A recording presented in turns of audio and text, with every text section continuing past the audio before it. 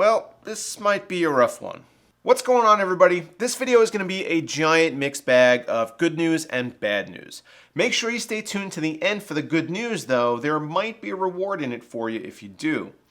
After I finished up my review of the colorful iGame GTX 1070 a few months ago, GearBest reached back out to me and asked if I wanted to do more content on stuff they have available for review.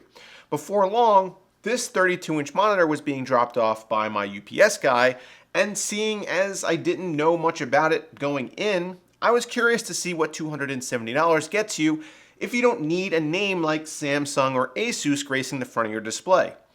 We're going to dig into that right now.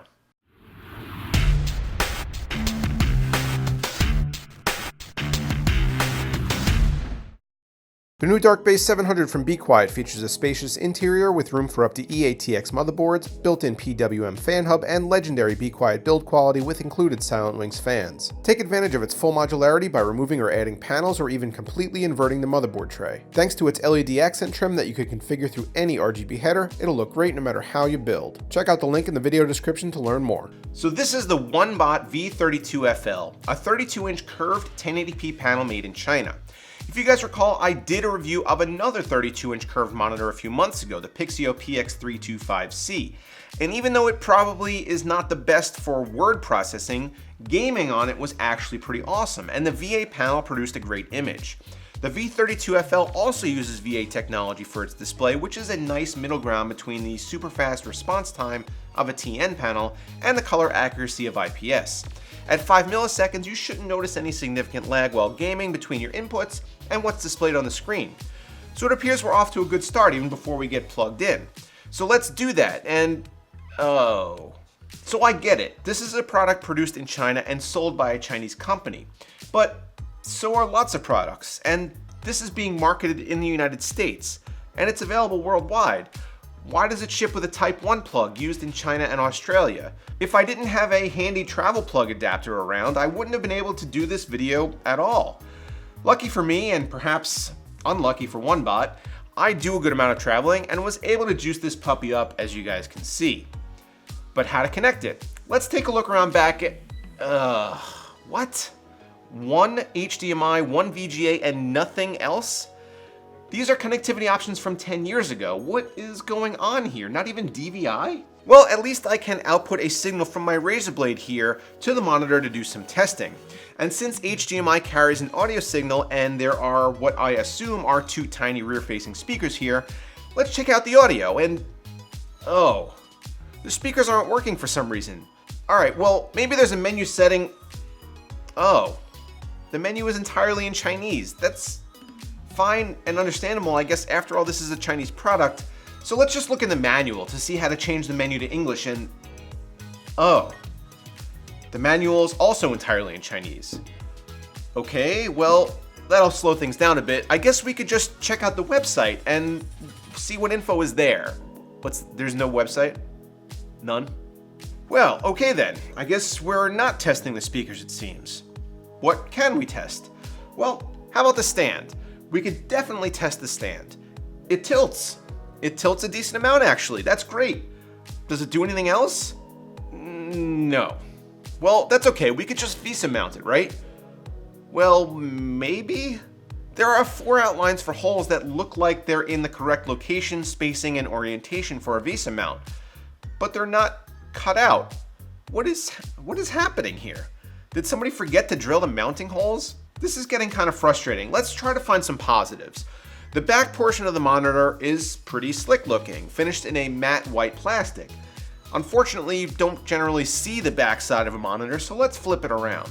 The front again has a nice, subtle white finish along the bottom with a small OneBot logo. Nice and tasteful. The edges also have minimal bezel, and the entire frame is actually very well done. So what about the panel itself? Well, oh, come on. The monitor got delivered to me brand new. It still had all this sticky plastic film all over it. But when I peeled it off, I saw scuffs and micro scratches on the screen. I also saw this, just a big old ding. At first I thought it was maybe just a small piece of styrofoam, so I tried to wipe it off, and nope. Just a brand new component with physical damage to it. Quality control appears not to be a strong point. to OneBot's manufacturing process. Okay, alright. Let's turn it on and examine the quality of the displayed image. A pure white screen shows actual, good color uniformity with no shifting. A success. A black screen shows light bleed in all four corners. I also tried to watch a bit of YouTube on here to try to get a feel for color reproduction, but it was difficult as the preset from the factory seemed to have the brightness jacked all the way up, and things just looked kind of washed out. Well, no problem, I'll just do a quick calibration. Oh, right, I can't. So I guess we're stuck evaluating the performance of the V32FL as is, and it looks fine. Nothing is really vibrant, but the colors are pretty good, and there wasn't any significant color banding, which is nice. Viewing angles are also what you'd expect, with the picture getting kind of washed out towards the outer bounds of the 178-degree rating, but fine, I guess. Fine. Yeah, it's fine. Heading back to the desktop environment, we see the most obvious problem with a 1080p monitor of this size, and that's text reproduction. No text looks sharp, especially desktop icons and file folders, and small icons like Wi-Fi and the taskbar are almost unreadable, as I literally had to squint to see how many signal bars I had. With the Pixio monitor, it was the same size and resolution, but it was meant for gaming. It had a 144Hz refresh rate, and there was a clear purpose to the design. The V32FL has no such features, and it's locked at 60Hz. There's no adaptive sync technology here at all. Gaming was a typical 60Hz experience as a result, with significant tearing once you go above the rated refresh rate. I played some Doom while hooked up to a 1080 Ti, and it was kind of a nightmare, no pun intended. I would definitely recommend enabling V-Sync while gaming, unless for some reason you're really into screen tearing. So this monitor is bad. It might be possible to fix some of these issues if I could at all access the menu, but of course I can't. So here's my bottom line. Don't buy it. It's not worth your $270 in any way, shape, or form. But what if you could get it for free? See, the thing is, although the V32FL has some serious flaws, I know for a fact that it would be a nice upgrade for at least some of my audience. And that's why I'm going to be giving it away. I don't need it for anything around here in particular, and the more boxes that accumulate in my office, the madder my wife gets. So here's what we're going to do. If you live in the United States, you can win this very unit right here, factory damage and all. I apologize to my international viewers, but shipping on this thing would just be kind of killer, and I'll make up for it in future giveaways, I promise. If you want to enter, this is what you need to do. Tweet at me a photo of your current monitor with the hashtag #WhyINeedANewMonitor. Include in the photo a handwritten note with your Twitter handle and the date so that I know it's legit. Please keep entries limited to a single tweet and tell me why you need this on your desk instead.